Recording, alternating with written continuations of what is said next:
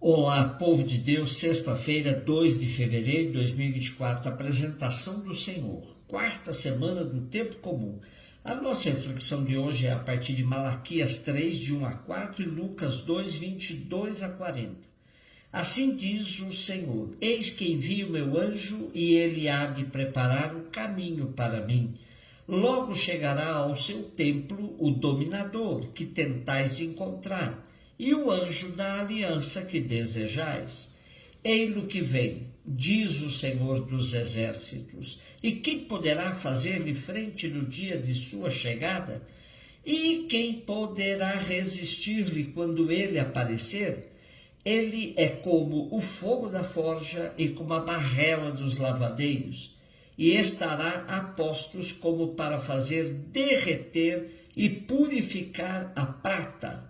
Assim ele purificará os filhos de Levi e os refinará como ouro e como prata, e eles poderão assim fazer oferendas justas ao Senhor.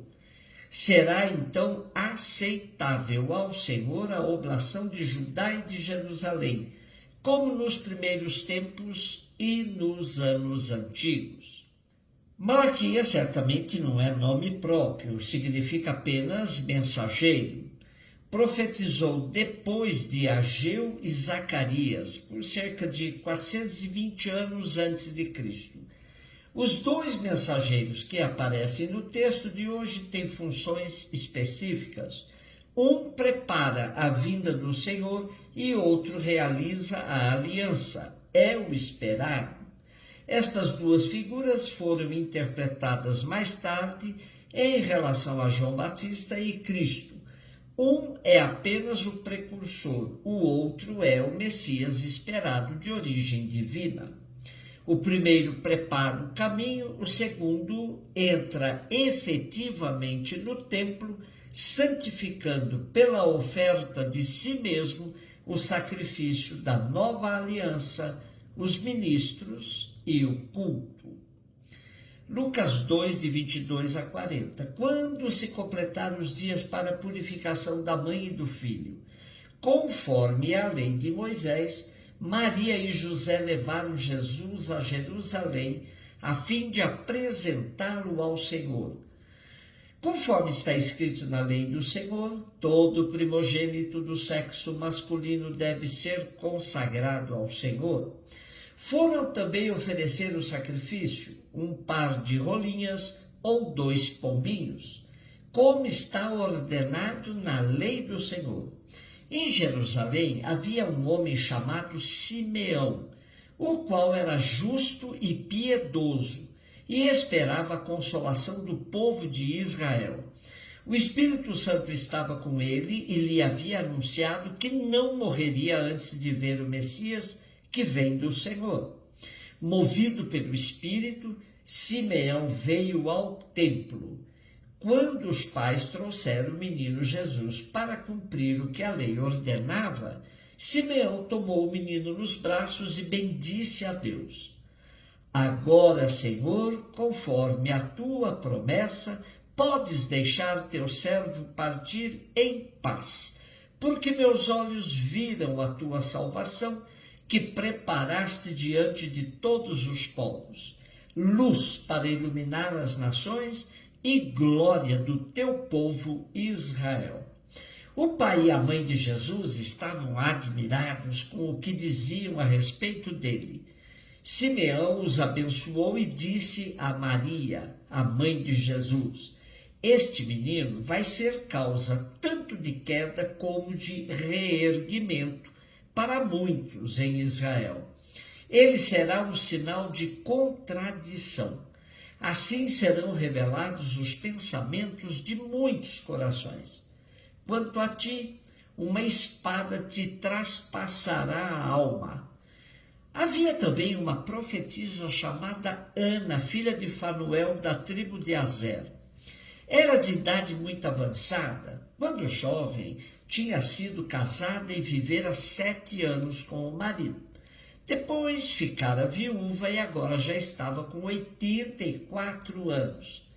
Não saía do templo dia e noite servindo a Deus com jejuns e orações.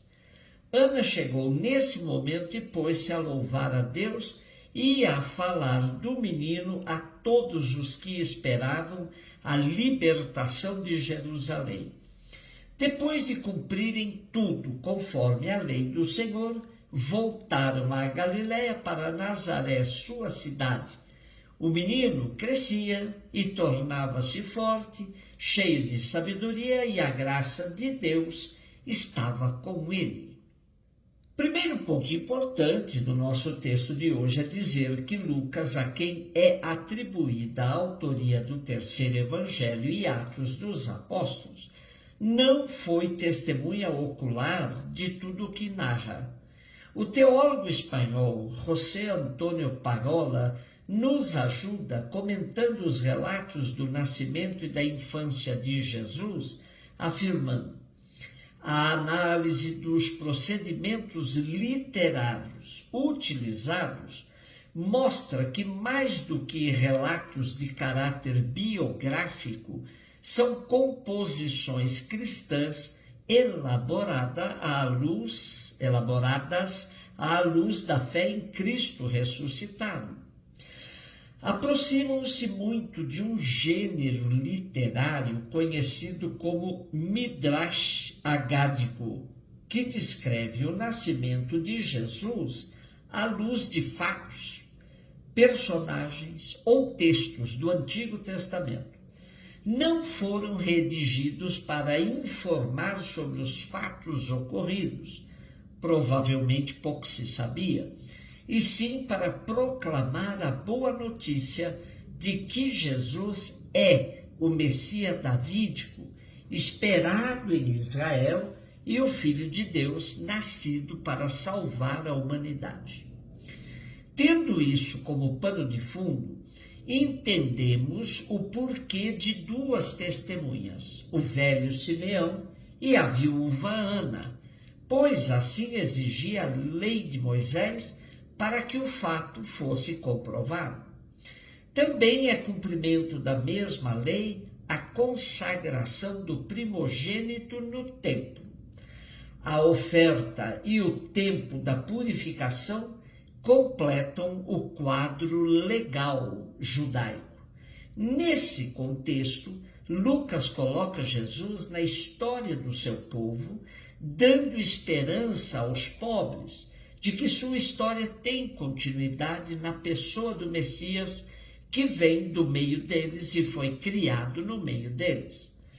De Nazaré partiu a família de Jesus rumo à capital Jerusalém, ao templo, símbolo da presença de Deus no meio do povo.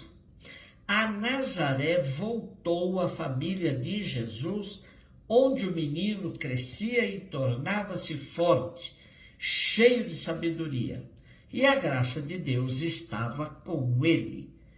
Com a festa de hoje, com o relato da infância de Jesus, tocamos a sua plena condição, verdadeiro homem, verdadeiro Deus. Na história da cristandade, alguns, especialmente de uma seita conhecida como docetistas, procuraram arrancar a humanidade de Jesus, afirmando que Jesus era homem somente na aparência. Retirar a humanidade de Jesus significa trair o Evangelho. Justamente Lucas aponta a humanidade e a divindade de Jesus lado a lado, inspirando-nos a crescer não só em força, mas também em sabedoria, deixando-nos orientar pela vontade de Deus. Um beijo no seu coração.